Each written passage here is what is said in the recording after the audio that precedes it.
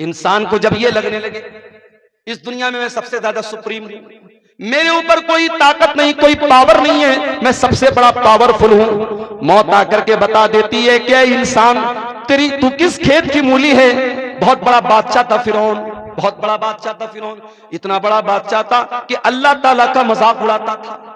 मूसा अलैहिस्सलाम से कहता था कि ऐ मूसा तू क्या मुझसे बात करेगा, ऐ मूसा तू क्या मुझसे बात करेगा, अरे तेरी जुबान में तो लुकनत है, तेरी जबान में लड़खड़ाहट है, ऐ मूसा तू मुझसे बात करने के लायक नहीं है। मूसा का मजाक उड़ाया, अल्लाह के नबी का मजाक उड़ाया, उसने तो अल्लाह का भी मजाक उड़ाया। कहा कि ऐ हामान मेरे लिए महल बना दे, सीढ़ी लगा दे, मैं जरा झांक करके देखूं कि मूसा का रब कैसा है, मूसा का अल्लाह कैसा है। उसने अल्लाह का मजाक उड़ाया, उसने मूसा अलैहिस्सलाम का मजाक उड़ाया, उसने यहां तक कहा हाज़िल अनहारु तजरी मिन तहती, ऐ मूसा ये देखो मैं मिस्र का बादशाह हूं और बड़ी बड़ी नदियां मेरी सल्तनत में बहती हैं, मेरे महल के नीचे से दरिया बहता है, मैं तो दरियाओं का मालिक हूं, मैं तो इन नदियों का मालिक हूं। अल्लाह ने कहा ऐ फिरौन अब तेरे गुरूर को मैं खाक में मिलाता हूं। फिरौन को कैसी मौत आई, फिरौन को अल्लाह ताला ने दरियाए कुलजुम में डुबा करके मार दिया। उसी दरिया में मूसा अलैहिस्सलाम के लिए रास्ता बन गया और उसी दरिया में फिरौन की कब्र बन गई, फिरौन डूब गया। और फिरौन जब डूब गया तो अल्लाह ने फरमाया कम तरकू मिन जन्नातिन व उयून व ज़ुरूइन व मकामिन करीम व नामतिन कानू फाकिहीन। देखो जरा फिरौन कितने बड़े बड़े महल छोड़ के गया था, कितने बड़े बड़े बागात छोड़ के गया था, कितने अच्छे अच्छे मकामात छोड़ के गया था। कज़ालिका व औरसनाहा कौमन आखरीन, आज फिरौन के महलों का हमने किसी और को वारिस बना दिया। महल फिरौन का है, बाग फिरौन का है और उसकी नहरें फिरौन की है, लेकिन आज फायदा उठाने वाले और लोग हैं। इसलिए मेरे भाइयों कभी भी अपनी ताकत पर गुरूर मत करना, ताकत तो फिरौन के पास भी थी। कभी अपनी दौलत पे गुरूर मत करना। बहुत दौलत वाला आया तो दुनिया में कारून, इस कदर दौलत थी उसके पास, कुरान कहता है कि जब वो उसके खजानों की चाबियों को अल्लाह कहता है कि बड़े बड़े पहलवान व आतैनाहु मिनल कुनूज़ मा इन्न मफातिहहु लतनू बिल उस्बति उलिल कुव्वा, बड़े बड़े पहलवान कारून के खजाने की चाबियों को बड़ी मुश्किल से उठाते थे। खजाना नहीं, खजाने की चाबियों को, खजाने के ताले की चाबियों को बड़े बड़े पहलवान बड़ी मुश्किल से उठाते। इतनी दौलत थी कारून के पास।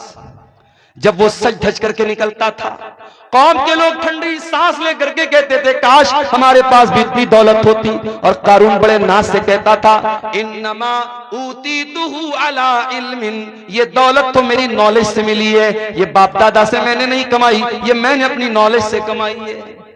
क्या अंजाम हुआ कारून का? कारून जो अपनी दौलत पर बड़ा नाज करता था, जो अल्लाह को नहीं मानता था, जो आखिरत को नहीं मानता था, फखसफना बिही व बिदारिहिल अर्दा, अल्लाह ने कारून को भी जमीन में धसा दिया, उसके सारे खजाने को, सारे महल को जमीन में धसा दिया। मेरे प्यारे साथियों कभी अपनी दौलत पर भी गुरूर न करना। ऐ इंसान, ऐ अपनी ताकत पे नाज करने वाला, अपनी दौलत पे गुरूर करने वाला, अपनी शोहरत पे गुरूर करने वाला इंसान, तू भूल गया तेरे ऊपर एक पीरियड ऐसा भी आया था, एक दौर ऐसा भी आया था, लम यकुन शैअन मज़कूरा, तू तो कोई काबिले जिक्र चीज भी न था, कोई तुझे जानता न था, तेरा नाम किसी को पता न था, तेरे वजूद के बारे में तुझे कुछ भी पता नहीं था। फिर अल्लाह ताला ने एक हकीर पानी के कतरे से तुझे पैदा किया, रहमे मादर में अलग अलग पोजीशन में 9 महीने तक तू रहा। फिर तेरी पैदाइश का टाइम आया, तू दुनिया में रोते हुए आया। तेरा बाप हंस रहा था, तेरे घर वाले हंस रहे थे, लेकिन तू रोता हुआ, चिल्लाता हुआ दुनिया में आया। तो तू रो रहा था, सब हंस रहे थे। और एक दिन ऐसा भी आएगा जब तू चुपचाप दुनिया से चला जाएगा और तेरे जाने पर तेरे घर वाले रोते रह जाएंगे।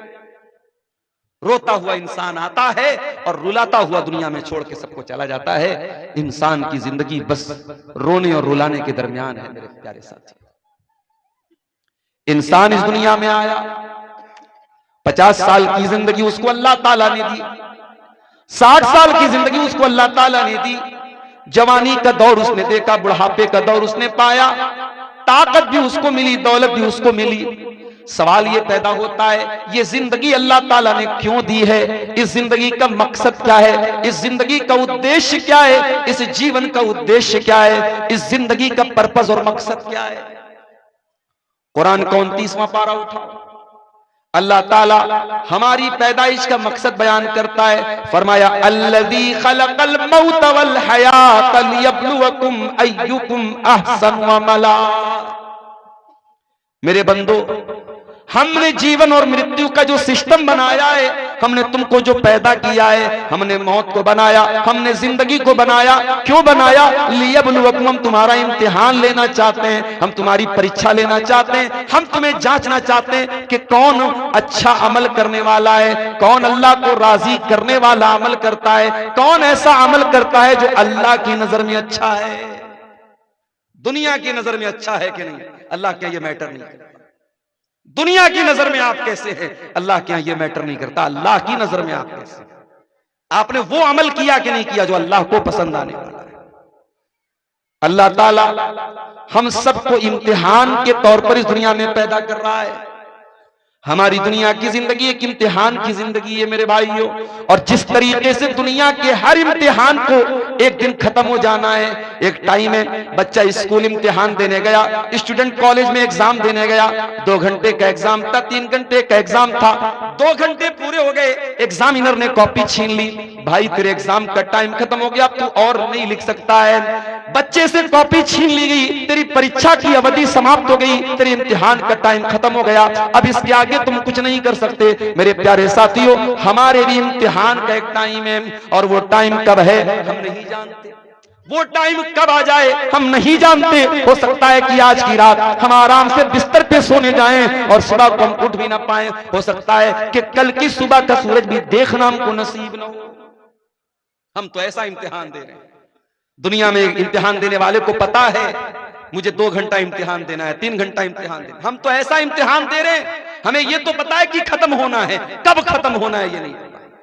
इन्नल्लाह इंदहु इल्मुस्साअह व युनज़्ज़िलुल गैथ व यअलमु मा फिल अरहाम व मा तदरी नफ्सुम माज़ा तक्सिबु गदा व मा तदरी नफ्सुम बिअय्यि अर्दिन तमूत। ये 5 चीजें हैं, इसको अल्लाह ताला गैब की कुंजी बोलता है, गैब की चाबी है। जिस तरीके से दुनिया के खजाने की चाबी खजाने के मालिक के पास होती है, ये 5 चीजें गैब से ताल्लुक रखती हैं, और इसकी चाबी किसके पास है? अल्लाह के पास है। कयामत कब आएगी अल्लाह को मालूम है, बारिश कब होगी, कितनी होगी, कहां होगी, अल्लाह को मालूम है। वयालमु मा फिल अरहाम, और मां के पेट में होने वाला बच्चा क्या होगा, लड़का होगा या लड़की होगा, ये तो सीटी स्कैन के जरिए भी मालूम हो जाएगा, ये तो अल्ट्रासाउंड के जरिए भी मालूम हो जाएगा। लेकिन लड़का या लड़की बड़ा होकर के क्या बनेगा, नेक बनेगा, बुरा बनेगा, अच्छा बनेगा, कैसा बनेगा, अकीदा क्या होगा, ईमान कैसा होगा, अमल कैसा होगा, ये सब अल्लाह को मालूम है। और फरमाया कि कल क्या करने वाले हो किसी को नहीं मालूम।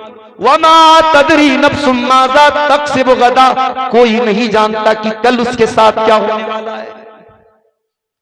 बनारस में एक लड़का अपनी मां के साथ बाइक पर जा रहा है, मां पीछे बैग लेकर के बैठी हुई है। बनारस की एक बहुत मशहूर रोड पर से उसका गुजर होता है। नौजवान लड़के तो वैसे भी गाड़ी बहुत स्पीड में चलाते हैं, लड़का स्पीड में गाड़ी चला रहा है, पीछे मां बैग लेकर के बैठी हुई है। अचानक उसका बैग उसके बगल की उसके साइड की एक बाइक से टकरा जाता है, गाड़ी डिसबैलेंस हो जाती है, लड़का गाड़ी से गिर जाता है, डिवाइडर में उसका सर जाकर के लड़ जाता है। घर से चला था मां को ड्रॉप करने और स्पीड में गाड़ी चला रहा था, उसका सर डिवाइडर से टकरा जाता है। 12-13 दिन गुजर गए, आज अभी तक लड़का हॉस्पिटल में कोमा की हालत में मौत और जिंदगी से जूझ रहा है। वमा तदरी नफ्सुम माज़ा तक्सिबु गदा, कोई नहीं जानता कि कल उसके साथ क्या होने वाला है। सामान 100 बरस का है, पल की खबर नहीं। इंसान 100 साल आगे की प्लानिंग करके चल रहा है, लेकिन कल क्या होने वाला है इंसान उस बात की गारंटी नहीं दे सकता। और फरमाया पांचवी चीज, वमा तदरी नफ्सुम बिअय्यि अर्दिन तमूत, कोई नहीं जानता कि वो कहां मरेगा, कब मरेगा छोड़ दो, कैसे मरेगा छोड़ दो, कहां मरेगा। बाबुआन का रहने वाला, बसमतिया का रहने वाला, नेपाल बॉर्डर का रहने वाला इस बात की गारंटी नहीं दे सकता कि मैं अपने गांव में, अपने इलाके में, अपने घर में मरूंगा। अल्लामा एहसान इलाही ज़हीर, लाहौर में बम धमाके में हमला होता है, उन जख्मी हो जाते हैं, जलसे के दौरान बम धमाका होता है, कई उलमा मौके पर शहीद हो जाते हैं। अल्लामा एहसान इलाही ज़हीर, जिनको सऊदी अरब की हुकूमत भी बहुत उनकी इज्जत करती थी, वहां की हुकूमत ने ऑफर किया उनकी बॉडी को, उनके शरीर को, उनको रियाज के हॉस्पिटल में ले जाकर के एडमिट कराया गया, सऊदी अरब की राजधानी रियाज।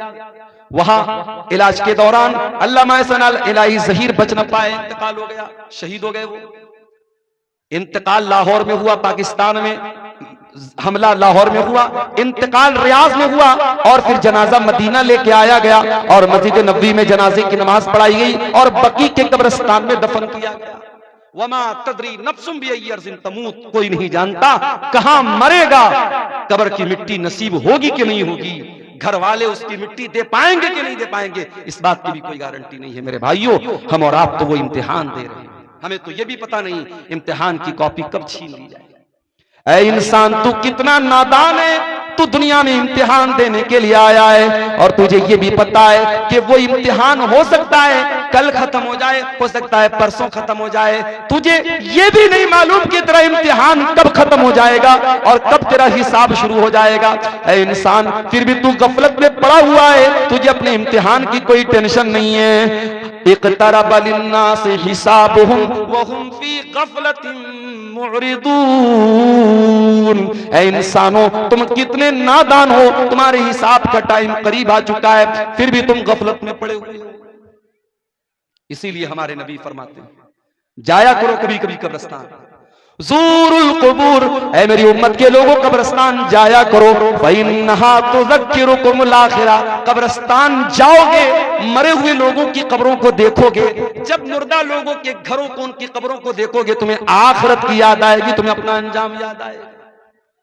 बिल्डिंगों में रहते हुए शायद मौत ना याद आए, बाल बच्चों के साथ हंसते खेलते हुए शायद तुम्हें मौत याद ना आए, दुनिया के पैसे गिनते हुए शायद तुम्हें मौत ना याद आए, बैंक बैलेंस को चेक करते हुए शायद तुम्हें मौत याद ना आए, फेसबुक की रील्स देखते हुए शायद तुम्हें मौत याद ना आए, दुनिया की रंगीनियों में खो करके शायद तुम्हें मौत याद ना आए, लेकिन जब तुम कब्रिस्तान जाओगे तुम देखोगे कल का करोड़पति भी उसी मिट्टी के अंदर लेटा हुआ है, कल का अरबपति भी उसी मिट्टी के अंदर लेटा हुआ है, बहुत बड़ा आलिम दीन था, बहुत बड़ी बड़ी तकरीरें करता था, आज वो भी इसी मिट्टी के नीचे दफन हो चुका है, बड़ा नाम कमाया करता था, बड़ी शोहरत थी, बड़ी इज्जत थी, आज वो भी इसी मिट्टी की चादर ओढ़ के सोया है। फ़इन्नहा तुज़क्किरुकुमुल आखिरा, जब तुम कब्रिस्तान को देखोगे, जब तुम कब्रों को देखोगे तो तुम्हें मौत की याद आएगी।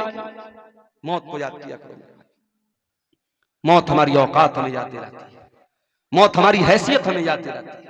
इसीलिए अल्लाह ताला सूरह वाक़िया के अंदर कहता है, फलौला इदा बलगतिल हुल्कूम व अंतुम हीनइज़िन तंजुरून व नहनु अक़रबु इलैहि मिनकुम वलाकिन ला तुबसिरून।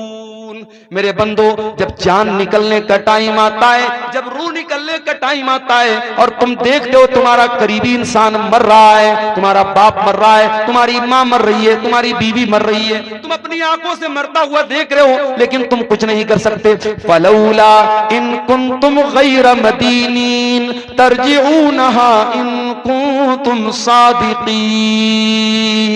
अगर तुमको ये लगता है कि तुम्हारे ऊपर किसी का कंट्रोल नहीं है, किसी का पावर नहीं है, किसी की ताकत नहीं है, तो जरा तुम मरने वाले को मौत से बचा करके दिखा दो। मरना तो है मेरे भाई, और मौत आएगी, हम बच नहीं सकते, बच नहीं सकते हैं। हम शीश महल में भी जाके अपने आप को कैद कर लें, अल्लाह कहता है युद्रिकुमुल मौत वलौ कुंतुम फी बुरूजिम मुशय्यदा। अगर तुम शीशा पिलाई हुई दीवार, अगर तुम लोहे को पिघला करके दीवार में पैक कर दो अपने आप को, वहां पर भी तुमको मौत आएगी, मौत का फरिश्ता वहां भी तुमको आकर के तुमको पकड़ लेगा, तुम अल्लाह की पकड़ से नहीं बच सकते मेरे भाई। इंसान मर गया, अब मरने के बाद इंसान ये तमन्ना करता है, आए अल्लाह एक मौका और दे दे, मैं दुनिया में दोबारा आना चाहता हूं। किस लिए आना चाहते हो? क्या बिटिया की शादी करना बाकी था, शादी करने के लिए आना चाहते हो? क्या अपना मकान जो तुम बनवा रहे थे अभी अधूरा है, अपने मकान को पूरा करने के लिए दुनिया में आना चाहते हो? क्या अपने गांव में कोई जमीन खरीदना चाहते हो? क्या कोई मकान बनाना चाहते हो? क्या बेटे की शादी करना चाहते हो? क्यों आना चाहते हो? अल्लाह फरमाता है हत्ता इदा जाअ अहदहुमुल मौत क़ाल रब्बिरजिऊन लअल्ली आमलु सालिहन फीमा तरक्तु। बंदा कहता है अल्लाह एक मौका और दे दे, मैं वादा करता हूं मैं दुनिया में आकर के नेक अमल करूंगा। आए अल्लाह अब मुझे समझ में आ गया है, अब दोबारा मैं दुनिया में आऊंगा तो मैं कोई तुझको नाराज करने वाला काम न करूंगा, कोई गुनाह का काम न करूंगा, कोई पाप न करूंगा। आए अल्लाह बस एक चांस और दे। अल्लाह फरमाता है मेरे बंदे इन्नहा कलिमतुन हुवा क़ाइलुहा व मिन वराइहिम बरज़खुन इला यौम युबअतून। अल्लाह फरमाता है मेरे बंदे अब तुझे कोई चांस मिलने वाला नहीं है, जो चांस मिला था मिल चुका, जो मौका मिलना था मिल चुका। एक ही मौका मिलेगा, एक ही चांस मिलेगा मेरे नौजवान साथियों, वो चांस हमें और आपको यहां मिला है। अब इस इम्तिहान में अगर हम फेल हो गए तो दुनिया में जिस तरीके से जो लोग मुजरिम होते हैं उनको दुनिया वाले जेल में डाल देते हैं, अल्लाह ताला ने अपने मुजरिमों के लिए भी एक जेल बनाई है और उस जेल का नाम जहन्नम है। और जहन्नम कितनी खतरनाक जेल है, कितनी खतरनाक कैद खाना है, कितना खतरनाक कैद खाना है और कितनी खतरनाक जगह है। आओ जरा कुरान में इसका नक्शा देखते हैं। अल्लाह कुरान के 30वें पारे में फरमाता है इन्न जहन्नम कानत मिरसादा लित्तागीन माबा लाबिदीन फीहा अहकाबा। ये जहन्नम घात में बैठी है, ये जहन्नम प्रतीक्षा कर रही है, ये जहन्नम इंतजार कर रही है। ये जहन्नम इंतजार कर रही है किसका? अल्लाह के मुजरिमों का, अल्लाह के बागियों का, अल्लाह के कानून को तोड़ने वालों का। अल्लाह के कानून को तोड़ने वालों का ठिकाना है ये जहन्नम। लाबिसीन फीहा अहकाबा। और कोई ये न सोचे मैं तो शिर्क नहीं कर रहा हूं, मैं नमाज नहीं पढ़ रहा हूं तो क्या हो गया, मैं शराब पी रहा हूं तो क्या हो गया, मैं हराम खा रहा हूं तो क्या हो गया, मैं कोई शिर्क थोड़ी कर रहा हूं। अरे मैं जहन्नम में जाऊंगा तो कुछ दिन जाने के बाद मैं तो जन्नत में चला जाऊंगा। अगर इस गलत फहमी में हो मेरे प्यारे साथियों तो याद रखो जहन्नम के अजाब की जो सजा है वो एक पल भी बर्दाश्त करने के काबिल न होगी। और अल्लाह तो कह रहा है लाबिसीन फीहा अहकाबा। जहन्नम में कितने अरसे तक इंसान पड़ा रहेगा, अल्लाह का मुजरिम पड़ा रहेगा नहीं मालूम, बहुत लंबे टाइम तक जहन्नम में पड़ा रहेगा। दुनिया में जब टेम्परेचर हाई होता है इंसान को दो चीजों की जरूरत पड़ती है। राजस्थान में एक जगह है बाड़मेर, पूरे भारत में सबसे ज्यादा गर्मी वहीं पड़ती है। आप जाएंगे वहां नहीं रह पाएंगे, आप वो गर्मी बर्दाश्त नहीं कर पाएंगे। जिस तरीके से लेह और लद्दाख में 0 के नीचे पारा हो जाता है सर्दी के मौसम में और पूरे मकान और घरों में बर्फ जम जाता है, उस तापमान में और उस टेम्परेचर में हम और आप बहुत मुश्किल से रह सकते हैं, वैसे बाड़मेर की गर्मी में हम नहीं रह सकते। अभी हमारे इंडिया में 47 डिग्री की गर्मी सबसे ज्यादा मानी जाती है। अभी साइंटिस्ट लोगों का कहना है कि अगर ये गर्मी 50 तक पहुंच गई तो हालात बर्दाश्त के बाहर हो जाएंगे। और मैं एक बात अपनी तकरीरों में भी कहता हूं कि पानी की कदर किया करो मेरे भाइयों। ये जो पानी हम लोग बहाते हैं, फजूल बहाते हैं, सरकारी पानी आ रहा है, नल खोल दिया बह रहा है, एक बाल्टी पानी में नहा सकते हैं, 4-4 बाल्टी पानी में नहा रहे हैं, एक कपड़े को एक बाल्टी में धो सकते हैं, 10-10 बाल्टी बर्बाद कर रहे हैं। पानी को बर्बाद न करो मेरे भाइयों। अफ्रीका की राजधानी है केप टाउन, केप टाउन के अंदर जितना ग्राउंड के अंदर पानी है सब पानी खत्म हो चुका है। साउथ अफ्रीका की राजधानी है केप टाउन, वहां पानी खत्म हो चुका है ग्राउंड पर। और साइंटिस्ट का कहना है कि अगर भारत में पानी की बर्बादी नहीं रुकी तो 2040 तक भारत के बड़े बड़े शहरों में, दिल्ली, मुंबई, चेन्नई, बेंगलोर में ग्राउंड के अंदर, जमीन के अंदर का पानी खत्म हो जाएगा। पानी बहुत बड़ी नेमत है, पानी का इस्तेमाल बहुत एहतियात के साथ किया। हमारे नबी की सुन्नत भी है, हमारे नबी सल्लल्लाहु अलैहि वसल्लम बहुत कम पानी में वजू कर लेते थे और बहुत कम पानी में गुस्ल कर लेते थे। हमारे यहाँ तो माशाअल्लाह नल का इंतजाम है, टोटी का इंतजाम है, खोल लिया तो लोग बेदर्दी से पानी बहा रहे हैं। मेरे प्यारे साथियों पानी की कदर करो, पानी बहुत बड़ी नेमत है। जब गर्मी बढ़ती है तो पानी की जरूरत पड़ती है, गर्मी बढ़ती है तो ठंडक की जरूरत पड़ती है। अल्लाह फरमाता है ला यदूकुन फीहा बरदन वला शराबा, जहन्नम के अंदर ना तो जहन्नमियों को ठंडक मिलेगी ना पानी मिलेगा। प्यास लगेगी पानी चाहिए, पानी भी नहीं है, गर्मी लगेगी ठंडक चाहिए, ठंडक भी नहीं मिलेगी। इल्ला हमीमन व गस्साका, उनको मिलेगा तो खौलता हुआ गर्म पानी मिलेगा, उनको मिलेगा तो पीपो मवाद मिलेगा, उनको मिलेगी तो गलीज किस्म की चीजें मिलेंगी जो ना खा सकते हैं ना पी सकते हैं। अल्लाह, ये जहन्नमियों का हाल होगा। ला यदूकुन फीहा बरदन वला शराबा इल्ला हमीमन व गस्साका जज़ाअन विफाका। अल्लाह फरमाता है ऐ मेरे बंदो, हम जहन्नमियों के साथ कोई जुल्म नहीं करेंगे, कोई अत्याचार उनके साथ न होगा, ये उनके करतूतों का फल होगा, ये उनके करतूतों की सजा होगी, हम तो इंसाफ करेंगे। जानते हो दुनिया में सबसे खतरनाक तराजू जो होता है वो ज्वेलर का तराजू होता है, सोनार का तराजू होता है। हो सकता है चंदे में कुछ औरतों ने अपने जेवरात भी दिए हों, औरतें जो नाक में नथिया पहनती हैं, आप सोनार क्या जाएंगे, सोनार अपने तराजू पर नाक की नथिया को रख के बता देगा इसका वजन क्या है। औरतें कान में बाली पहनती, बड़ी हल्की होती है, उस बाली को सोनार अपने तराजू पे रखेगा, उसका वजन सामने आ जाएगा। ये दुनिया के तराजू का हाल है। अल्लाह ताला कयामत के दिन भी एक तराजू रखेगा, और वो तराजू कैसा होगा? आओ कुरान में पूछते अल्लाह ताला से। अल्लाह फरमाता है वनदउल मवाज़ीनल क़िस्त लियौमिल क़ियामह फला तुज़लमु नफ्सुन शैआ व इन कान मिस्क़ाल हब्बतिन मिन खरदलिन अतैना बिहा व कफ़ा बिना हासिबीन। हम कयामत के दिन इंसाफ का तराजू रखेंगे, और कयामत के दिन किसी के साथ कोई जुल्म सितम न होगा। एक राई के दाने के बराबर भी अगर कोई चीज होगी, अल्लाह फरमाता है मेरे तराजू पर सामने आ जाएगी। व कफा बिना हासिबीन, और मेरे बंदो जब हम हिसाब लेंगे तो एक एक चीज का हिसाब लेंगे, हम तो किसी को न छोड़ेंगे। फमन यामल मिस्क़ाल ज़र्रतिन खैरन यरह व मन यामल मिस्क़ाल शर्रन यरा, एक जर्रा बराबर भी नेकी करोगे, एक जर्रा बराबर भी गुनाह करोगे, अल्लाह के तराजू पर सामने आ जाएगा।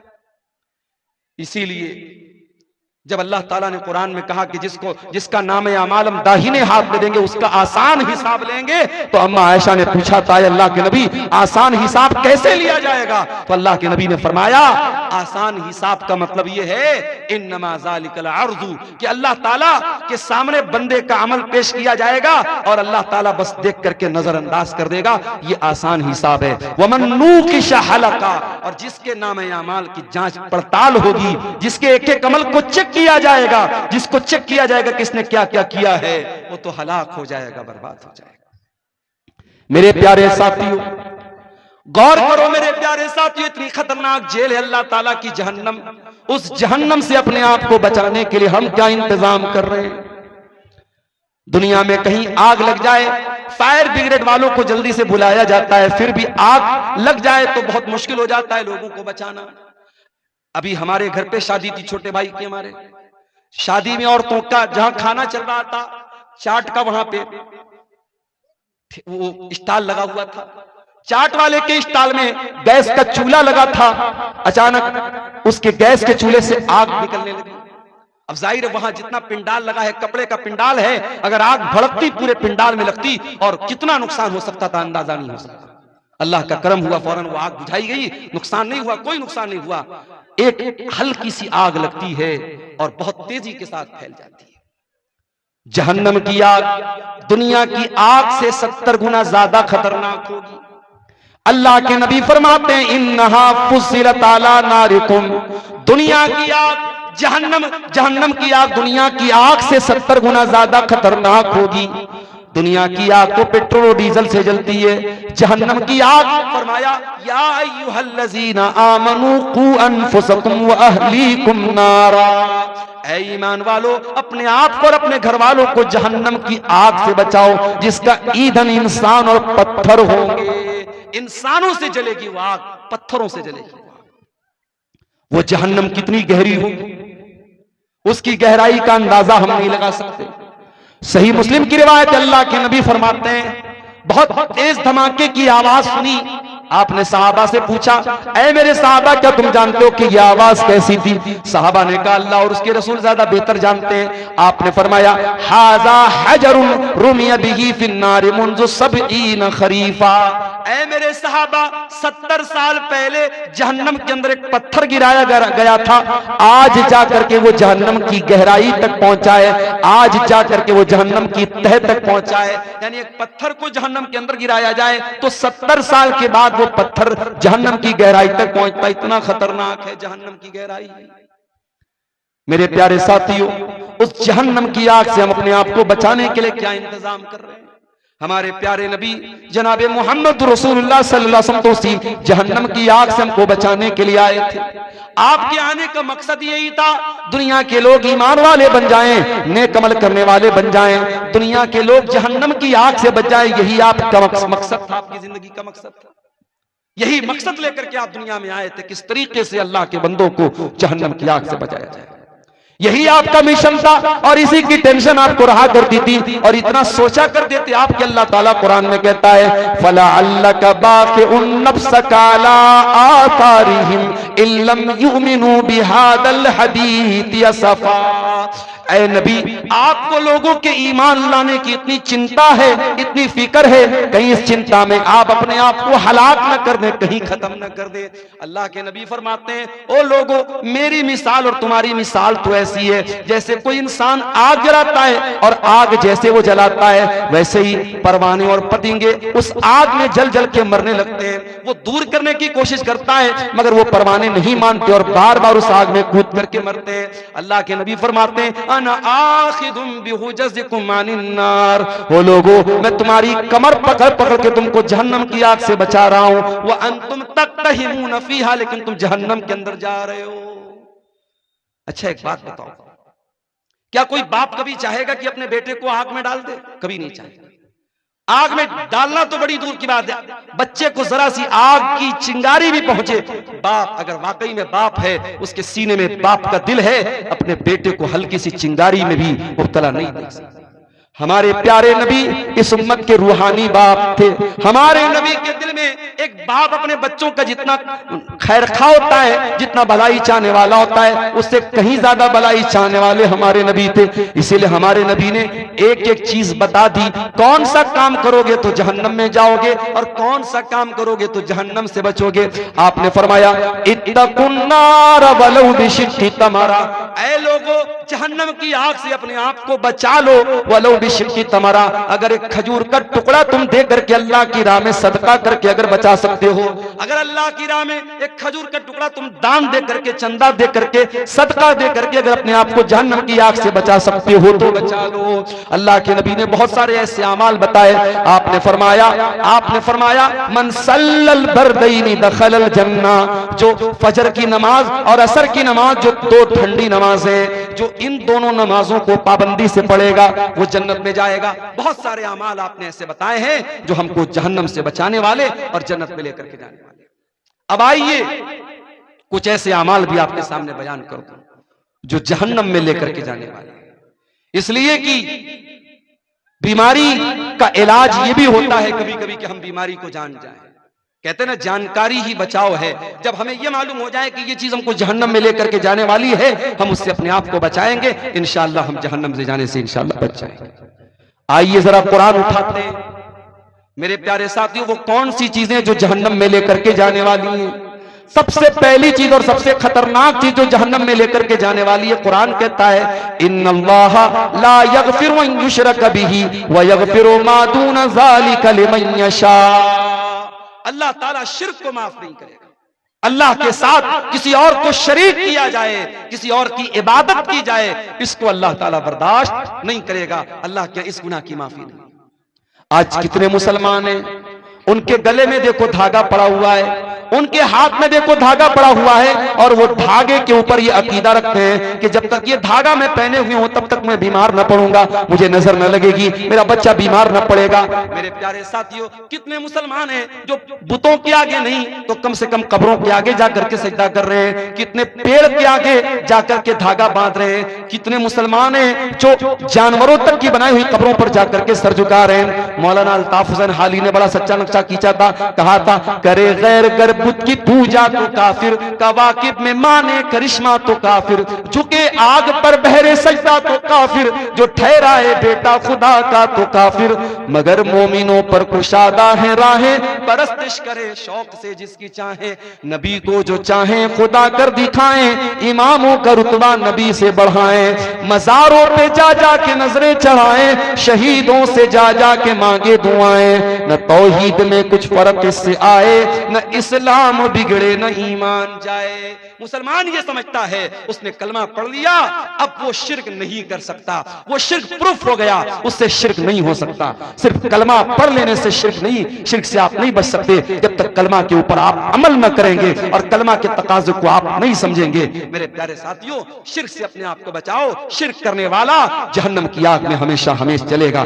इन्नहु मन युशरिक बिल्लाहि फक़द हर्रमल्लाहु अलैहिल जन्नह व मअवाहुन नार व मा लिज़्ज़ालिमीन मिन अंसार। जो शिर्क करेगा वो हमेशा जहन्नम में रहेगा, उसका कोई मददगार नहीं। और आगे बढ़िए, शिर्क तो नहीं करता है इंसान, कुफ्र करता है। कुफ्र का मतलब क्या होता है? जितनी चीजों पर ईमान लाना अनिवार्य है, जरूरी है, उसमें से किसी चीज का इनकार कर देना। अब ये भी नोट कर लो कि 6 चीजों पर ईमान लाना जरूरी है, अल्लाह पर, उसके फरिश्तों पर, उसकी किताबों पर, उसके रसूलों पर, कयामत के दिन पर और तकदीर पर। ये 6 चीजें हैं जो ईमान के अरकान है, जो पिलर्स ऑफ ईमान है। इन 6 में से किसी का भी इनकार कर दे, कोई फरिश्तों को ना माने, कोई अल्लाह की किताबों को ना माने, कोई कयामत को ना माने, कोई तकदीर को ना माने, इन 6 चीजों का इनकार करने वाला काफिर है, काफिर। और अल्लाह फरमाता है वमन यकफुर बिल ईमान फक़द हबिता अमलुहु व हुवा फिल आखिरति मिनल खासिरीन।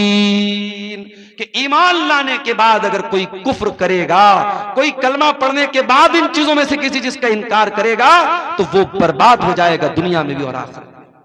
तो मेरे भाइयों, शरीयत में जितनी चीजें फर्ज हैं, जरूरी हैं, अगर उनका भी कोई इनकार करता है, मिसाल के तौर पर अगर कोई रोजा नहीं रखता है तो गुनहगार है, लेकिन अगर कोई रोजे का इनकार करता है तो काफिर है। कोई नमाज नहीं पढ़ता है तो गुनहगार है, लेकिन अगर कोई नमाज का इनकार करता है तो वो काफिर है। कोई ज़कात नहीं देता है तो गुनहगार है, कोई ज़कात का इनकार कर दे तो काफिर है। कोई हज नहीं कर रहा है ताकत के बावजूद तो वो गुनहगार है, फासिक है, लेकिन अगर हज का इनकार कर दे, हज की फर्जियत का इनकार कर दे तो वो काफिर हो जाता है। तो ये दूसरी चीज है जो जहन्नम में लेकर के जाने वाली है। और आगे बढ़िए, एक और चीज है जो जहन्नम में लेकर के जाने वाली है, अल्लाह का मजाक उड़ाना, रसूल का मजाक उड़ाना, फरिश्तों का मजाक उड़ाना, शरीयत की किसी ऐसी चीज का मजाक उड़ाना जिसका मजाक उड़ाने से इंसान काफिर हो जाता है। कभी कभी हम लोग बहुत हल्के में लेते हैं। कभी कभी मैं देखता हूं व्हाट्सएप पर मैसेज आता है जन्नत के बारे में, हूरों के बारे में मजाक हो रहा है। हूरों का मजाक मत उड़ाओ, जहन्नम का मजाक मत उड़ाओ, फरिश्तों का मजाक मत उड़ाओ। ये कितना खतरनाक मामला है। जन्नत और जहन्नम का मजाक उड़ाने वाला अगर तौबा न करे इस्लाम से खारिज हो सकता है। अल्लाह के रसूल के दौर में कुछ मुनाफिकों ने अल्लाह के रसूल का मजाक उड़ाया। नबी को पता चला, आपने बुलवाया कि तुम क्यों मजाक उड़ा रहे थे? कहने लगे अल्लाह के नबी, हम लोग तो टाइम पास कर रहे थे, हम लोग तो टाइम पास कर रहे थे, हम तो, हमारे दिल में कोई गलत नीयत न थी। अल्लाह ने कुरान की आयत नाजिल कर दी सूरह तौबा की, वलइन सअलतहुम लयक़ूलुन्ना इन्नमा कुन्ना नख़ूदु व नलअब। ऐ नबी, अगर आप इनसे पूछेंगे कि तुम क्या कर रहे थे, ये बोलेंगे हम तो हंसी मजाक कर रहे थे, हम तो टाइम पास कर रहे थे। कुल बिल्लाहि व आयातिही व रसूलिही कुंतुम तस्तहज़िऊन। ऐ नबी, इनसे पूछो क्या तुम अल्लाह का मजाक उड़ा रहे हो? क्या तुम अल्लाह की आयतों का मजाक उड़ा रहे हो? क्या तुम अल्लाह के रसूल का मजाक उड़ा रहे हो? ला तातज़िरू क़द कफ़रतुम बादा ईमानिकुम, अब तुम कोई बहाना पेश ना करना। तुम जब अल्लाह का तुमने मजाक उड़ाया, तुमने रसूल का मजाक उड़ाया, तुमने अल्लाह की आयतों का मजाक उड़ाया, तो तुम काफिर हो गए। आजकल 72 हूरों पर फिल्में आ रही है बॉलीवुड की। खबरदार, ये फिल्में आपके अकीदे को कमजोर करने के लिए बनी हैं। और इस्लाम की, अकबर इलाहाबादी ने कहा था, इस्लाम की फितरत में कुदरत ने लचक दी है, उतना ही ये उभरेगा जितना के दबाव। इस्लाम के खिलाफ जितना भी प्रोपेगेंडा कर लिया जाए, इस्लामोफोबिया का जितना भी माहौल बना दिया जाए, हमारा अकीदा भी है और ये बात मुशाहदा भी ये बात बताता है कि इस्लाम की तबलीग रुक नहीं रही है। इस्लाम के खिलाफ इतने प्रोपेगेंडे होने के बावजूद अल्हम्दुलिल्लाह अभी भी इस्लाम फैल रहा है। और यही वो बात है जो इस्लाम के दुश्मनों को चुभती है। और कभी 72 हूरों के नाम से फिल्में बनती हैं, कभी हम 4 और हमारे 12, हम 2 और हमारे 12, इस तरीके की फिल्में बनती हैं। इस्लाम के अहकाम का मजाक उड़ाया जाता है। और अफसोस की बात यह कि बहुत सारे मुसलमान भी इस तरीके की फिल्मों को देखते हैं और प्रमोट करते हैं। मेरे प्यारे साथियों, याद रखिए, अल्लाह का, उसके रसूल का, उसकी आयतों का मजाक उड़ाना, अल्लाह की शरीयत का मजाक उड़ाना, ये इतना खतरनाक गुनाह है जो इस्लाम को इंसान से खारिज कर सकता है। हमारी बहुत सारी बहनें नकाब नहीं पहनती। ये उतने बड़े अफसोस की बात नहीं है कि वो नकाब नहीं पहनती। अफसोस की बात यह है कि वो नकाब के ऊपर कमेंट करती हैं और कहती हैं, अरे मौलाना साहब, ये नकाब आप लोगों ने अपने मन से इसको निकाला है, इस्लाम में इसकी कोई हैसियत नहीं है। यहां तक औरतें कहती हैं जो पर्दा से दूर भागती हैं, जो बेहया औरतें होती हैं, वो कहती हैं, अरे पर्दा वर्दा क्या होता है, इंसान का दिल पाक होना चाहिए, इंसान की नजर पाक होनी चाहिए। मेरे प्यारे साथियों, एक लड़की घर से नकाब पहन करके नहीं निकलती है, वो बहुत बड़ा गुनाह करती है। मगर एक लड़की नकाब नहीं पहनती है और साथ में वो नकाब का मजाक उड़ाती है और नकाब को इस्लाम के अहकाम में से, पर्दे को इस्लाम के अहकाम में से निकालने की कोशिश करती है। ऐसी औरतों को जाकर के कुरान की ये आयत पढ़ के सुना दो, या अय्युहन नबिय्यु कुल लिअज़वाजिका व बनातिका व निसाइल मुमिनीना युदनीना अलैहिन्ना मिन जलाबिबिहिन्ना ज़ालिका अदना अन युअरफ़ना फला युज़ीन। ऐ नबी, अपनी बीवियों से कह दीजिए, अपनी बेटियों से कह दीजिए और तमाम मुसलमान औरतों से कह दीजिए कि जब वो अपने घर से निकला करें तो अपने ऊपर जिल्बाब डाल लें, अपने ऊपर नकाब डाल लें, अपने ऊपर ऐसी चादर डाल लें जिससे उनका शरीर ढक जाए, जिससे उनका बदन ढक जाए। अल्लाह फरमाता है ये पर्दा उनकी पहचान बन जाएगा, ये पर्दा बता देगा कि ये नकाब पहनने वाली औरतें हैं, ये पर्दा करने वाली औरतें हैं, और कोई उनको छेड़ने की हिम्मत न कर सकेगा। मेरे प्यारे साथियों, जो लोग ये बोलते हैं कि दिल साफ होना चाहिए, पर्दा करने की कोई जरूरत नहीं है, मैं उनसे पूछता हूं, इस दुनिया में क्या सहाबे किराम से भी ज्यादा कोई साफ सुथरे दिल वाला आया था? नबियों के बाद, अल्लाह के पैगंबरों के बाद अगर सबसे ज्यादा पाक और साफ दिल वाला कोई आया था तो नबी के सहाबा आए थे। और इस दुनिया में सबसे नेक औरतें अगर थी तो नबी की बीवियां थी। लेकिन कुरान कहता है नबी की बीवियों के बारे में भी कि उनको भी पर्दा करना है। और अल्लाह ताला अपने नबी के सहाबा से कहता है कि जब तुम अपने नबी के घर में जाओ और तुम्हें कोई सामान मांगना है नबी की बीवियों से, फस्अलूहुन्ना मिन वराई हिजाब, तो पर्दे की आड़ से मांगो, डायरेक्ट मत जाओ। ज़ालिकुम अतहरु लिकुलूबिकुम व कुलूबिहिन्ना, इसी में तुम्हारे दिल की भी पाकी है, इसी में उनके दिल की भी पाकी है। मेरे प्यारे साथियों, कुरान 1400 साल पहले बता रहा है कि पर्दा करने के बाद दिल पाक होता है, पर्दा के बगैर दिल पाक नहीं। एक बात और बोल दूं, लड़की जवान हो गई, अब चाहे टीचर सामने हो, चाहे चाचा हो, चाहे कोई भी, चाचा का नाम तो मैंने ऐसे ले लिया, टीचर हो, कोई भी ऐसा रिश्तेदार हो जो गैर महरम, अगर गैर महरम है तो जवान लड़की को उससे पर्दा करना है। वहां ये नहीं चलेगा कि साहब मेरे गांव के हैं। मैंने एक मरतबा तकरीर में बोल दिया था, बड़ा उस पर बवाल भी हुआ, एक लड़की के बारे में जो बहुत मशहूर हुई थी पूरे इंडिया में। वो नकाब में एक स्कूल कॉलेज में जा रही थी और उसके ऊपर जब फिरका परस्तों ने हमला करने की कोशिश की, उसने नारे तकबीर लगाया था, पूरी दुनिया में उस लड़की का बड़ा नाम वायरल हुआ था। लेकिन बाद में एक और वीडियो आया जिसमें मैंने देखा कि एक अजनबी आदमी, कोई भी अजनबी आदमी उसके घर जाता है उसको शाबाशी देने के लिए और उस जवान लड़की के कंधे पर हाथ रखता है। तो जाहिर है कि हम उस लड़की के जज्बे की अपनी जगह कदर करते हैं, मगर जो चीज गलत है वो गलत रहेगी। शरीयत ये कहती है कि अगर कोई मर्द बहुत नेक है और कोई औरत बहुत नेक है, लेकिन अगर दोनों गैर महरम हैं तो दोनों को प्राइवेसी अगर मिलेगी, दोनों तन्हाई में मिलेंगे, अकेले में मिलेंगे, तो तीसरा शैतान। ला यखलुवन्ना रजुलुम बिइम्रातिन इल्ला वसालिसुहुम शैतान। अगर कोई मर्द किसी औरत के साथ अकेले में होगा तो तीसरा शैतान। चाहे लड़की आलिमा हो, लड़का आलिम हो, लड़की बहुत अपने दौर की नेक हो और लड़का अपने दौर का बहुत बड़ा अल्लाह का वली हो, अगर लड़का और लड़की, मर्द और औरत अगर गैर महरम हैं और अकेले में मिल रहे हैं तो तीसरा शैतान होगा। मेरे प्यारे साथियों, आप सोच नहीं सकते हमारी शरीयत ने कहां कहां से समाज में पनपने वाली बुराइयों को रोका है। ये जो आज हम रोना रोते हैं ना, समाज बड़ा दूषित हो रहा है, बड़ा गंदा हो रहा है, ये बेहयाई बड़ी फैल रही है, ये गंदगी बड़ी फैल रही है।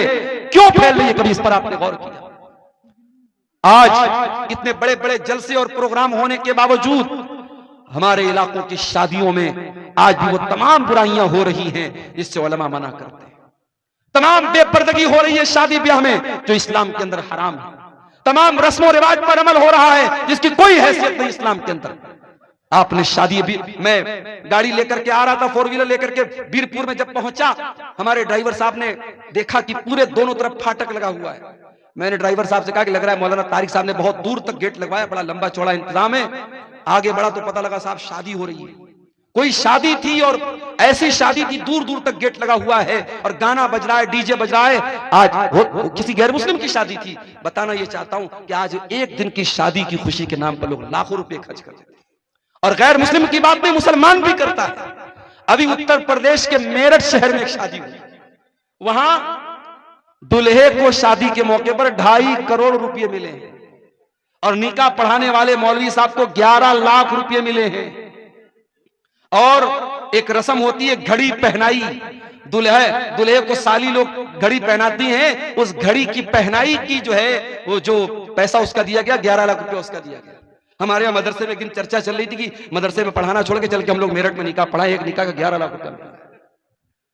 तो ये मुसलमान के हालात हैं इस कौम के। इस कौम के बच्चे भूखे मर रहे हैं, इस कौम की औरतें, बेवा औरतें खाने को तरस रही हैं, इस कौम की यतीम बच्चियां बदकारी का रास्ता अपना रही हैं, उस कौम के नौजवान शादी ब्याह पर इतनी फजूल खर्ची कर रहे हैं। उत्तर प्रदेश के सिद्धार्थनगर में एक शादी हुई, मुसलमान की शादी है और नोटों की बारिश कर रहा है दूल्हा, 20 लाख रुपए उसने पानी की तरह बारात में बहा दिए। ये सारे करतूत हम करते हैं, उसके बाद हम कहते हैं कि हमारे साथ फला जगह ये क्यों हो रहा है, हमारे साथ फला जगह ये क्यों हो रहा है, हमारी मस्जिदों पर क्यों निशाना साधा जा रहा है, हमारे मदरसों पर क्यों निशाना साधा जा रहा है। मेरे प्यारे साथियों, हमें अपना मुहासबा करने की जरूरत है, अपने गिरबानों में झांकने की जरूरत है। मेरे नबी ने तो निकाह को इतना आसान कर दिया, आपने फरमाया इन्न आज़मन निकाही बरकतन इसरुहु मऊनतन, सबसे ज्यादा बरकत उस निकाह में होती है जिसको सबसे कम खर्च में निपटाया जाए। नबी के दौर में निकाह होता था, बहुत मामूली खर्च में निकाह हो जाता था, और ऐसा नहीं कि नबी के दौर में सब गरीब लोग थे। उसमें उस्मान गनी के जैसे करोड़पति लोग भी थे, उसमें अब्दुर्रहमान बिन औफ के जैसे करोड़पति लोग भी थे। दौलत वाले होते थे या गरीब होते थे, बड़े सिंपल तरीके से निकाह कर लेते थे और बीवी को ले आते थे। और वहां एक नहीं 4-4 बीवियों का रिवाज था।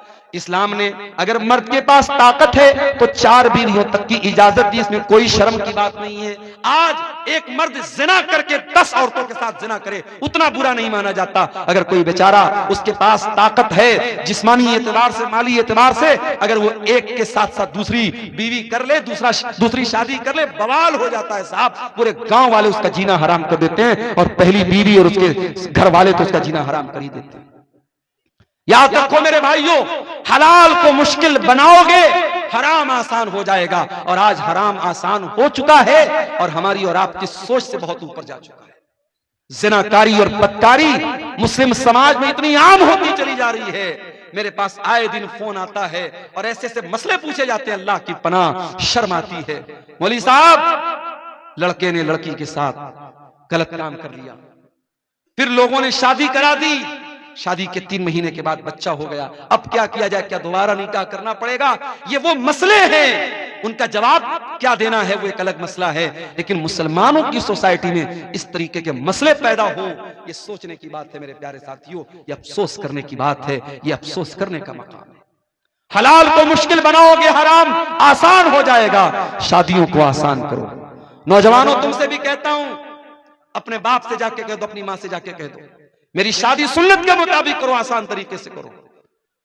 अपने ससुर के ऊपर बोझ न बनो, अपने होने वाले ससुर के ऊपर बोझ न बनो, किसी तरीके के जहेज के चक्कर में न पड़ो। आसान और सिंपल लाइफ गुजारो, इज्जत और खुददारी के साथ। ससुराल से मिलने वाले बेड से बेहतर है चटाई पर लेट करके जिंदगी गुजार दो। ससुराल से मिलने वाले फ्रिज का ठंडा पानी पीने से बेहतर है कि घड़े का ठंडा पानी पी के गुजारा करो।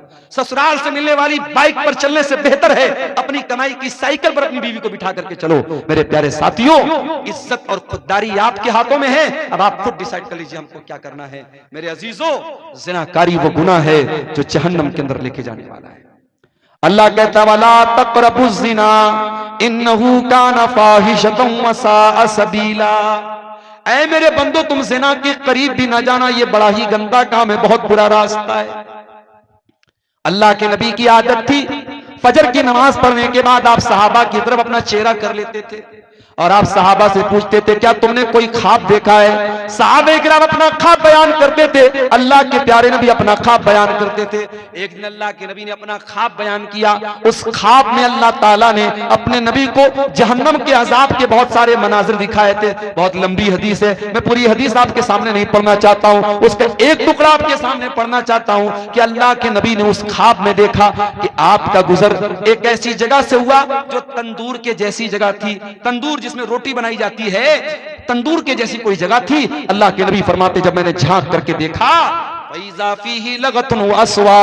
उस तंदूर के अंदर से आवाजें आ रही थी, चिल्लाने की आवाजें। मैंने जब झांक करके देखा तो उसमें बहुत सारे मर्द औरत उल्टे लटके हुए थे और सबके सब बरहना थे, सबके सब नंगे थे। उसके बदन पर कोई कपड़ा न था, मर्द भी नंगे, औरतें भी नंगे, वो उल्टे लटके हुए थे और जहन्नम की आग आती थी और उनकी शर्मगाहों में दाखिल हो रही थी। अल्लाह के नबी ने पूछा कि जब वो जहन्नम की आग आती थी और उनकी शर्मगाहों में दाखिल होती थी, वो चिल्लाने लगते थे, वो चीखने लगते थे। अल्लाह के नबी ने पूछा कि ये कौन लोग हैं कि उनके इतना दर्दनाक अजाब हो रहा है? जवाब मिला हाउलाई सुनात व ज़वानी, ऐ अल्लाह के नबी ये ज़िनाकार मर्द हैं और ज़िनाकार औरतें हैं। मेरे भाइयों, इस समाज से इस बुराई को मिटाना है तो ये 2 काम करना हमको बहुत जरूरी है। पहला काम, अपने घर में हमें माहौल पर्दा वाला और शर्म हया वाला बनाना पड़ेगा। अपने घर में महरम गैर महरम का फर्क करना पड़ेगा। आपकी लड़की जवान हो गई, अब कोई भी आता है गांव का और अगर आपकी बेटी बेपर्दा उसके सामने आ जा रही है तो इस पर आपको पाबंदी लगाना पड़ेगा। मैं जानता हूं जिस माहौल में ये चीजें आम हो जाती हैं वहां बचना बहुत मुश्किल हो जाता है, मगर मैं ये भी जानता हूं कि साउथ अफ्रीका का क्रिकेटर हाशिम अमला अगर उस मुल्क में जहां हर तरफ नंगी औरतें घूमती हों, अगर उस मुल्क में उसकी बीवी सर से पैर तक नकाब में चल सकती है तो आपके इलाके में अगर ये पर्दे का माहौल न हो, लेकिन अगर आप चाहेंगे, अगर बाप चाहेगा, अगर मां चाहेगी तो उसकी बेटी इस माहौल पर भी इंशाअल्लाह अमल करेगी। मेरे पास ऐसे भी केस आते हैं मेरे भाई, ऐसी बच्चियों के फोन आते हैं जो कहती हैं कि हम ऐसे घरों में शादी करना चाहते हैं जहां हमें इस्लामी पर्दे पर अमल करने दिया जाए, जहां देवर और जेठ से पर्दे का माहौल हो, जहां बेपर्दगी ना हो, बेहयाई ना हो, हम ऐसे घर में शादी करना चाहते हैं। आज के इस दौर में ऐसी भी मुसलमान लड़कियां हैं। ये पहला काम आपको करना पड़ेगा, अपने घर के माहौल को इस्लामी माहौल बनाना पड़ेगा। और दूसरा काम क्या करना पड़ेगा? निकाह को आसान करना पड़ेगा। जब तक आप ये काम नहीं करेंगे मेरे प्यारे साथियों, ज़िनाकारी और बदकारी को नहीं रोक सकते। जहन्नम में लेकर के जाने वाला एक और अमल है सूद खाना, ब्याज खाना। अल्लाह के नबी ने लानत की है बाकायदा, लानल्लाहु आकिल रिबा व मुकिलहु व कातिबहु व शाहिदैहि। सूद खाने वाला, सूद खिलाने वाला, सूद की गवाही देने वाला, सूद को लिखने वाला, सब पर अल्लाह की लानत हो। और कुरान कहता है फ़इल्लम तफ़अलू फ़अज़नू बिहर्बिन मिनल्लाहि व रसूलिही। अगर सूद खाने वाला अगर सूद खाने से बाज नहीं आता है, अगर ब्याज खाने वाला अगर ब्याज खाने से बाज नहीं आता है, तो कुरान कहता है अल्लाह से और उसके रसूल से जंग करने के लिए तैयार हो जाओ। आज कौन ब्याज नहीं खा रहा है? किसका सेविंग अकाउंट नहीं है? सबका सेविंग अकाउंट है, और सबके अकाउंट में, किसी के अकाउंट में 10 रुपया, किसी के अकाउंट में 100 रुपया, किसी के अकाउंट में 1 लाख रुपया, जिसकी जितनी कैपिटल है उस हिसाब से ब्याज आ रहा है। और ये तो वो ब्याज है जो सेविंग अकाउंट में मिलती है। कितने मुसलमान तो बाकायदा FD कराते हैं, बैंक में 1 लाख रुपया जमा कर दिया, 1 लाख पर 1,06,000 रुपया हर साल ब्याज बैंक दे रहा है। कितने बड़े बड़े पैसे वाले मुसलमान इसी ब्याज के जरिए पैसा कमा रहे हैं। माफ करना मेरे भाई, इतना बड़ा गुनाह है ये ब्याज। अल्लाह के नबी ने फरमाया कि अपनी सगी मां के साथ जिना करने से भी बड़ा गुनाह है। आपने फरमाया कि जिना के 70 सूद के 70 से ज्यादा दर्जे हैं, उसमें सबसे हल्का दर्जा ये है अय्यन की हर रजुल उम्महू, के अपनी मां के साथ इंसान जिना करे। मेरे प्यारे साथियों, सूद और ब्याज से अपने आप को बचाओ। अपने भाइयों से कहना चाहता हूं, ऐसी कंपनियों में पैसा न लगाओ, ऐसे बिजनेस में पैसा न लगाओ जो फ्रॉड है, जो जुआ है, जो सूद है। बहुत सारी कंपनियां आजकल चली हैं, कोई क्रिप्टो करेंसी के नाम से, कोई फला मेटाओजोन के नाम से, कोई फला कंपनी के नाम से, कोई ड्रीम 11 के नाम से। ये नौजवानों, आपके पैसे को बर्बाद करने के लिए और आपको जुए और सूद की लानत में गिरफ्तार करने के लिए सारी कंपनियां। हलाल तरीके से पैसा कमाओ, बहुत सारे पैसा कमाने के तरीके। तो ये सूद और ब्याज भी मेरे भाइयों जहन्नम में लेकर के जाने वाला अमल है। अब 2-4 बातें और बयान करूंगा और जाते जाते एक अपील करके जाऊंगा। आप जानते हैं हमारे शेख तारिक साहब का ये इदारा चल रहा है और अल्हम्दुलिल्लाह 600 साढ़े 600 यहाँ बच्चे तालीम हासिल कर रहे हैं। इस इदारे के लिए ये जलसा हुआ है, आप इसका ताउन करते हुए यहाँ से जाएंगे। आखिरी 2-4 बातें और सुन लीजिए, फिर हम बात खत्म करेंगे। रात के तकरीबन 2 बज रहे हैं। आप जहन्नम में लेकर के जाने वाले अमल की बात कर रहा हूं मेरे अजीजों। जहन्नम में लेकर के जाने वाला एक और अमल है, और वो अमल है जुल्म करना। अगर जुल्म करोगे, अत्याचार करोगे, तो ये अमल भी जहन्नम में लेकर के जाने वाला है। अल्लाह के नबी फरमाते हैं, सही मुस्लिम की रिवायत है, सिनफान मिन अहलिन नारी लम अरहुमा, मेरी उम्मत के अंदर 2 किस्म के लोग ऐसे हैं जो जहन्नम में जाएंगे, लेकिन मैंने उनको अभी नहीं देखा है। नंबर 1, कौमुन माहुम सियातुन काज़नाबिल बकर यद्रिबून बिहन नास, ऐसे लोग आएंगे जिनके हाथ में गाय की दुम की तरह कोड़े होंगे, जिनसे वो लोगों को मारेंगे। उलमा ने लिखा है कि गाय की दुम की तरह कोड़े से मुराद पावर है, ताकत है, इख्तिदार है, कुव्वत है। आज अगर किसी के पास कोई ताकत है और अपनी ताकत के जरिए वो दूसरों पर जुल्म कर रहा है, बेकसूरों को मार रहा है, जी माशाअल्लाह, ये 1,41,000 रुपये नेपाली हैं, किसी अल्लाह के बंदे ने इस इदारे में ताउन के तौर पे दिया है। अल्लाह ताला इस भाई के ताउन को कबूल फरमाए, इसके माल में अल्लाह ताला बरकत अता फरमाए। मेरे भाइयों, अल्लाह के नबी फरमा रहे हैं, जिनके हाथ में पावर है और पावर का गलत इस्तेमाल करेंगे, वो लोग जहन्नम में जाएंगे।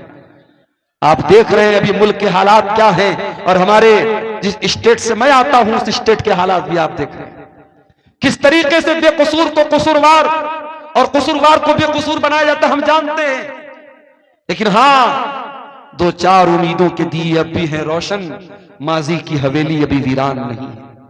अगर शर्जील इमाम नाम का वो लड़का जिसको बेकसूर जेल की काल कोठरी में डाला गया, तो आज अल्लाह का फजल और करम है, उस लड़के की बहन ने अपनी तालीम के बल पर जो जज बन गई, अदालत की गालिबन हाई कोर्ट की वो जज बनी है, उसने दुनिया को दिखा दिया कि तुम जुल्म करके हमारे टैलेंट को नहीं रोक सकते हो, हमारी सलाहियत को नहीं रोक सकते हो। मेरे प्यारे साथियों, जालिम याद रखे, हर जालिम ये बात याद रखे कि अल्लाह ताला ने हर फिरौन के लिए मूसा का इंतजाम करके रखा हुआ है। उसके बाद अल्लाह के नबी फरमाते हैं, जहन्नम में जाने वाली दूसरी किस्म होगी उन औरतों की, व निसाउन कासियातुन आरियातुन मुमीलातुन माइलातुन, ऐसी औरतें जहन्नम में जाएंगी जो कपड़ा पहन करके भी नंगी होंगी, गैर मर्दों को अपनी तरफ माइल करेंगी और खुद भी उनकी तरफ माइल हो जाने वाली होंगी। ला यदखुलनल जन्ना, ऐसी औरतें जन्नत के अंदर नहीं जाएंगी। वला यजिदन रीहा, और जन्नत में जाना तो बहुत दूर की बात है, वो जन्नत की खुशबू भी नहीं पाएंगी। तो ये अमल भी मेरे प्यारे साथियों जहन्नम में लेकर के जाने वाला है। और आगे बढ़िए, किसी का हक मार लेना, किसी की जमीन पर नाजायज कब्जा कर लेना, भाई का अपनी बहन का हक मार लेना, बाप का अपनी बेटी का हक मार लेना, पड़ोसी का पड़ोसी का हक मार लेना, यह भी बहुत बड़ा गुनाह है। अल्लाह के नबी फरमाते मन नक़द शिब्रम मिनल अर्दी, जो किसी की जमीन पर एक बालिश, एक बित्ता अगर किसी की जमीन पर नाजायज कब्जा कर लेगा तो फिकमिन सभी अर्दीन यौमल क़ियामा, तो कयामत के दिन उसको 7 जमीनों का तौक उसकी गर्दन में डाला जाएगा। ये जमीन, ये जायदाद सब यही रह जाएगी। किसी की जमीन पर नाजायज कब्जा करके आप अपने बच्चों के लिए शायद फ्यूचर बना दें, मगर अपना फ्यूचर आप खराब कर लेंगे, अपने आप को जहन्नम का हकदार बना लेंगे। आज कितनी जमीनें लोग हड़पते हैं, हम दूसरों से क्या शिकवा करें। आज कब्रिस्तान की जमीन पर, ईदगाह की जमीन पर और मस्जिदों की जमीनों पर लोगों ने नाजायज कब्जा करके रखा है। अल्लाह के नबी फरमाते हैं अगर किसी की जमीन, एक बित्ता भी अगर किसी की जमीन पर, औरतों की जाने ये कितना है, गिनती नहीं, ये खवातीन की तरफ से, औरतों की तरफ से अमाउंट आया है। इसमें कुछ इंडियन है, कुछ नेपाली है। अल्लाह ताला इन तमाम हमारी माँ बहनों की इस उनके ताउन को कबूल फरमाए और मजीद उनको अल्लाह की राह में ताउन देने की तौफीक अता फरमाए। शेख फिरोज आलम नदवी साहब ने 50,000 रुपये का ताउन पेश किया है। आप मुदीरुल जामिअतुल इस्लामिया रियाजुल उलूम हैं। अल्लाह ताला शेख मोहतरम के इस अतिया को कबूल फरमाए, इनके माल में, इनके अहल वयाल में बरकत अता फरमाए, और हमारे वो भाई जो अभी तक इस काम में पीछे रहे उनको भी अल्लाह ताला तौफीक दे कि वो आगे बढ़ें और इस कार्य खैर में हिस्सा लें। अल्लाह ताला आप सबके ताउन को कबूल फरमाए। तो मेरे अजीजों, जहन्नम में लेकर के जाने वाला एक अमल, इंसान दूसरे का हक मारता है, ये भी एक बहुत बड़ा अमल है। और आगे बढ़िए, जहन्नम में लेकर के जाने वाला एक और अमल है, उसका ताल्लुक हमारे बदन के एक ऐसे हिस्से से है जो है तो बहुत छोटी सी चीज मगर इतनी खतरनाक है कि बड़ी बड़ी जंगें करा देती है, जिसको हम जबान कहते हैं। जबान का गुनाह भी इंसान को जहन्नम में लेकर के जाता है। अल्लाह के प्यारे नबी ने सल्लल्लाहु अलैहि वसल्लम ने एक मर्तबा हज़रत मुआज़ इब्न जबल से फरमाया, उनको बहुत सारी बातें आपने बताई, सदका के बारे में बताया, नमाज के बारे में बताया, जिहाद के बारे में बताया। फिर आपने फरमाया कि ऐ मुआज़, क्या मैं इन तमाम बातों का खुलासा तुमको न बता दूं? उन्होंने कहा क्यों नहीं, अल्लाह के रसूल जरूर बता दीजिए। आपने अपनी जबान की तरफ इशारा करके फरमाया अम्लिका लैका लिसानक, ऐ मुआज़ अपनी जबान को कंट्रोल कर लो, ये सारी चीजों का खुलासा है। हजरत मुआज़ इब्न जबल ने कहा ऐ अल्लाह के रसूल, व इन्ना लमुआखज़ून बिमा नतकल्लमु बिही, ऐ अल्लाह के नबी, क्या अपनी जबान से जो हम बोलते हैं क्या उस पर भी अल्लाह ताला हमारी पकड़ करेगा? आपने फरमाया ऐ मुआज़, मैं तो तुमको बहुत समझदार आदमी समझता था। ऐ मुआज़, तेरी माँ तुमको गुम कर दे। वहल युकब्बुन्नासु अला मनाखिरिहिम इल्ला हसाइदा अलसिनतिहिम, कयामत के दिन लोग अपनी नाक के बल घसीट करके जहन्नम में जाएंगे इसी अपनी जबान की करतूतों से। ये गाली इसी जबान से बकी जाती है, किसी की इज्जत इसी जबान से उतारी जाती है। ये कसीमुद्दीन साहब हैं कोई, इन्होंने 9,500 रुपये का घेरा कद्र ताउन इस इदारे के लिए दिया है। अल्लाह ताला इनके ताउन को कबूल फरमाए। ये किसी और भाई ने भी 500 रुपया दिया है। अल्लाह ताला इन तमाम चंदा देने वालों के चंदे को कबूल फरमाए, इनकी नेकी को अल्लाह कबूल करे, इनके माल में बरकत अता फरमाए। मेरे अजीजों, जहन्नम में लेकर के जाने वाली बहुत बड़ी चीज जबान से किए जाने वाले गुनाह है। गीबत, चुगली, किसी की इज्जत उतारना, किसी को जलील करना, ये सारे काम इसी जबान से किए जाते हैं। खबरदार, अपनी जबान को संभाल करके रखो मेरे प्यारे साथियों। कहते हैं मन समता नजा, जो खामोश रहा वो बच गया। और अल्लाह के नबी सल्लल्लाहु अलैहि वसल्लम फरमाते हैं कि जो अल्लाह के ऊपर और कयामत के दिन के ऊपर ईमान रखता है, फलयकुल खैरन औ लियस्मुत, वो बोले तो अच्छी बात बोले वरना चुप रहे। मेरी प्यारी माँ और बहनों, आप सभी कहना चाहूंगा, अपनी जबान पर काबू रखिए। जबान से किए जाने वाले गुनाह भी औरतों को जहन्नम में लेकर के जाएंगे। मर्दों को तो लेके जाएंगे ही जाएंगे, औरतों के ज्यादा जहन्नम में जाने की वजह उनकी जबान होगी। और आगे बढ़िए, एक और गुनाह है जो जहन्नम में लेकर के जाता है। हर जुमा के खुतबे में हम सुनते हैं वकुल्लु मुहदसतिन बिदा वकुल्लु बिदातिन ज़लाला वकुल्लु ज़लालतिन फिन्नार। ये एक और भाई ने 100 रुपए का ताउन दिया है, अल्लाह ताला इसको भी कबूल फरमाए। दीन के अंदर हर नया काम बिदात है और हर बिदात गुमराही है और हर गुमराही जहन्नम में लेके जाती है। मैं कभी कभी अपनी तकरीरों में ये बात कहता हूं कि देखो, बिदाती अपनी बिदत से तौबा करे, इसकी पॉसिबिलिटी बहुत कम होती है। चोर तौबा कर सकता है, जानी तौबा कर सकता है, कातिल तौबा कर सकता है। क्यों? कातिल को पता है मैं गलत काम कर रहा हूं, जानी को पता है मैं गुनाह का काम कर रहा हूं, चोर को पता है मैं चोरी करके गुनाह का काम कर रहा हूं। मगर बिदाती, बिदत करने वाला अपने आप को नेक समझ करके और अपनी बिदत को नेकी समझ के करता है, इसलिए उसका तौबा करना बहुत मुश्किल होता है। इसीलिए मेरे प्यारे साथियों, बिदअती के तौबा करने की उम्मीद बहुत कम होती है, या आप कह सकते हैं कि बिदअती से तौबा की तौफीक छीन ली जाती है। इसीलिए उलमा कहते हैं कि जहां कोई बिदअत पैदा होती है वहां कोई सुन्नत खत्म हो जाती है। हमारे यहाँ बहुत सारी मस्जिदों में फर्ज नमाज के बाद इज्तिमाई दुआ होती है। जैसे ही सलाम फेरा, इमाम साहब ने हाथ उठा के दुआ करना शुरू किया और सारे मुक्तदी भी इज्तिमाई तौर पे दुआ करते हैं। जाहिर है कि ये अमल बिदात है। इनफरादी तौर पर तो इंसान दुआ कर सकता है, मगर इज्तिमाई तौर पर सारे लोग मिलकर के दुआ करें, ये साबित नहीं है, ये बिदात है। और इसका नुकसान क्या होता है कि नमाज के बाद के जो अज़कार हैं वो लोग नहीं पढ़ते और ऐसे ही उठ के चले जाते हैं। तो मेरे साथियों, बिदअत से अपने दामन को हमें बचाना है। बिदअती कयामत के दिन अल्लाह के प्यारे नबी के हाथों से कौसर का जाम भी उसको नसीब नहीं होगा। ये मजीद 1000 रुपए का ताउन एक भाई ने और पेश किया है, अल्लाह इसको भी कबूल फरमाए। अभी हमारे एक भाई ने पीछे से कहा कि कुछ लोग टाइम के पहले अजान दे देते हैं। टाइम के पहले, चाहे असर की अजान हो चाहे फजर की अजान हो, अगर जो टाइम है बहुत सोच समझ करके जंतरी बनाई गई, टाइमिंग बनाई गई है, इस टाइमिंग से पहले अगर कोई अजान देता है तो ये भी गलत है। इसी तरीके से बात जगहों पर देखा गया कि कब्रिस्तान में मुर्दे को दफनाने के बाद वहां खड़े होकर अजान दे रहे। भाई ये क्या है?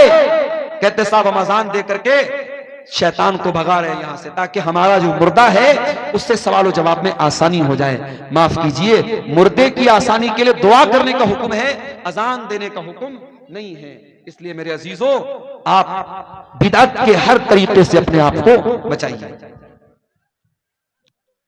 एक भाई पूछ रहे हैं कि रियाकारी से बचने का क्या तरीका है?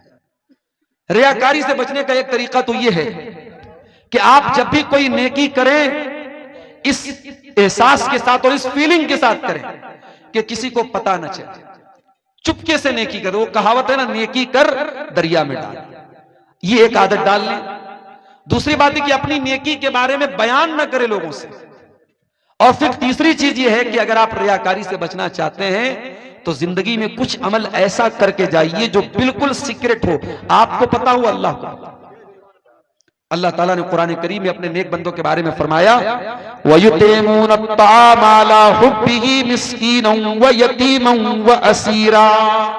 मेरे नेक बंदे मिस्कीनों को, यतीमों को, कैदियों को खाना खिलाते हैं और कहते हैं इन्नमा नुतिमुकुम लिवजहिल्लाह ला नुरीदु मिनकुम जज़ाअन वला शुकूरा, कि हम तुमको अल्लाह ताला को राजी करने के लिए खिला रहे हैं, हमें कोई बदला नहीं चाहिए, कोई शुक्रिया नहीं चाहिए। बस ये होना चाहिए इखलास। अगर ये चीज आपके अंदर है इंशाअल्लाह तो रियाकारी से आप बच जाएंगे। अगर कोई रिश्तेदार या माँ बाप कुरान पढ़ने के लिए बोला तो बच्चा उनको खुश करने के लिए अच्छे से पढ़ते हैं और सऊदी की आवाज क्या लिखा है, सुरीली आवाज से पढ़ते हैं, तो ये रियाकारी है या नहीं? देखिए, कुरान को ऐसे भी सुरीली आवाज से पढ़ना चाहिए। माँ बाप को दिखाने के लिए आप पढ़ते हैं तो गलत है। कुरान जब भी पढ़ें तो अच्छी आवाज में पढ़ने का हुक्म है। अल्लाह के नबी की हदीस है, मल्लम यतगन्न बिल कुरान फलैसा मिन्ना, कि जो कुरान को गा करके ना पढ़े, गा करके पढ़ने का मतलब कुरान को अच्छी आवाज में, सुरीली आवाज में ना पढ़े, वो हम में से नहीं है। कुरान को अच्छी आवाज में पढ़ना चाहिए, लेकिन बाप के डर से पढ़ रहा है और ऐसे नॉर्मल आवाज में पढ़ रहा है तो ये गलत बात है। अच्छी आवाज में हमेशा पढ़ना चाहिए। अगर कभी बच्चे जो होते हैं, छोटे होते हैं, नासमझ होते हैं, उस्ताद के डर से कभी क्लास में पढ़ दिया तो उतना बड़ा कोई मसला नहीं है, उसको रियाकारी नहीं बोलेंगे। अगर कोई इमाम नमाज पढ़ाए और पढ़ाते पढ़ाते नापाक हो जाए उनकी वजू खत्म हो जाती है। तो ऐसी सूरत में क्या करना चाहिए? देखिए, अगर नमाज के दौरान किसी का वजू टूट जाता है तो उसको नमाज तो फौरन तोड़ देनी चाहिए। हदीसों से जो बात साबित है वो यही है कि उसको नमाज फिर उसके आगे कंटिन्यू नहीं करना चाहिए। अब वो इमाम है तो ऐसी सूरत में वो अगर अकेला पढ़ रहा होता तो भाई चलो ठीक है, नमाज तोड़ के जाएगा, दोबारा वजू आके पढ़ेगा।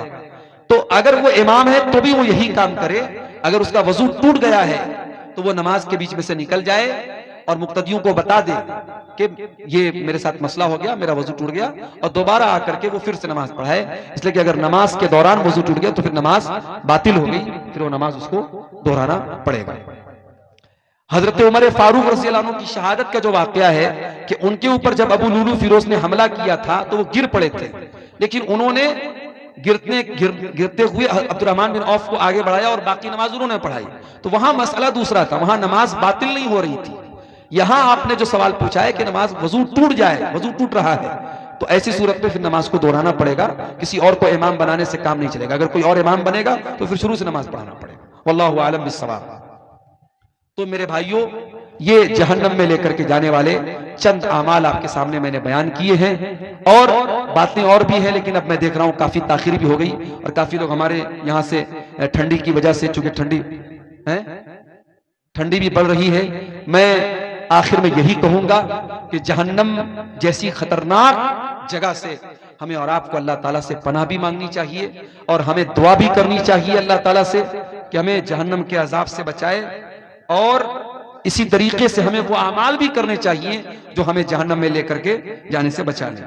सवाल पूछा गया कि बिदअती के पीछे नमाज होगी या नहीं होगी। देखिए, इसमें थोड़ी सी तफसील है। अगर कोई बिदअती है और आपको मालूम है कि ये ऐसी बिदअत करता है जो इंसान को इस्लाम से खारिज कर देती है, मिसाल के तौर पर कोई इमाम नमाज पढ़ा रहा है और वो कब्र पे सजदा करता है, गैरुल्लाह से मदद मांगता है, तो जाहिर है कि ये बिदअत तो कुफ्र तक लेके जा रही है, शिर्क तक लेके जा रही है। ऐसे इमाम के पीछे आप नमाज नहीं पढ़ेंगे।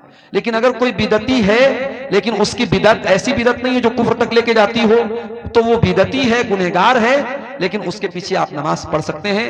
लेकिन जानबूझ करके कस्दन अच्छे इमाम को छोड़ करके, मुत्तबे सुन्नत इमाम को छोड़ करके ऐसे बिदअती इमाम के पीछे नमाज नहीं पढ़े। जहां मजबूरी की बात हो, आप बाजार में जा रहे हैं, मार्केट में जा रहे हैं और कोई मस्जिद आ गई, तो वहां आप नमाज पढ़ सकते हैं। लेकिन अगर ये कंफर्म है कि वो बिदअती जो है वो कोई शिरकिया अमल कर रहा है, तो फिर उसके पीछे आप नमाज नहीं पढ़ेंगे। अल्लाह ताला से दुआ है रब्बुल आलमीन हमें नेक अमल और अच्छी समझ की तौफीक अता फरमाए। रब्बुल आलमीन इस इदारे को, जिस इदारे की तरफ से आज का प्रोग्राम हुआ है, शेख तारिक साहब का ये इदारा है, अल्लाह इस इदारे को दिन दुनी रात चौगुनी तरक्की अता फरमाए। जिन भाइयों ने ताउन पेश किया है, अल्लाह उनके ताउन को कबूल फरमाए। जो अभी तक पीछे रह गए हैं, अल्लाह उनको आगे बढ़ करके इस कार्य खैर में हिस्सा लेने की तौफीक अता फरमाए। अल्लाह ताला हम सब की इस हाजिरी को कबूल फरमाए। आमीन व आखिर दावाना अनिल हम्दुलिल्लाहि रब्बिल आलमीन।